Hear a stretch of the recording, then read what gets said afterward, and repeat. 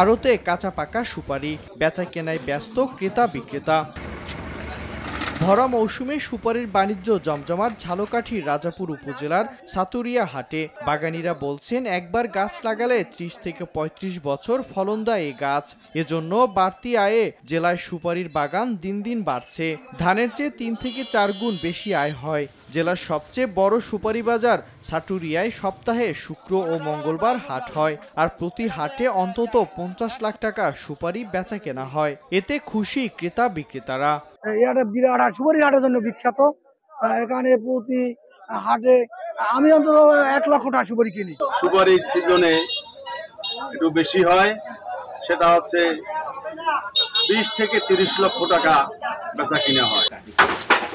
কৃষি বিভাগ বলছে, সুপারির বাণিজ্য স্থানীয় অর্থনীতিতে ইতিবাচক প্রভাব ফেলেছে। বাগান বাড়াতে বাগানীদের পরামর্শ ও সহযোগিতার আশ্বাস সংশ্লিষ্ট কর্মকর্তার। পরিকল্পিত চাষাবাদ এবং এই অর্থনীতিতে এটি যেন আরো গুরুত্বপূর্ণ ভূমিকা পালন করতে পারে, সেভাবে চাষাবাদ করার জন্য কৃষকদের উদ্বুদ্ধ করছি। আশা করি ভবিষ্যতেও সুপারি চাষে ভালো ফলাফল পাবে। কৃষি বিভাগের তথ্য মতে ঝালকাঠিতে ৪৮০ হেক্টর জমিতে সুপারির বাগান রয়েছে।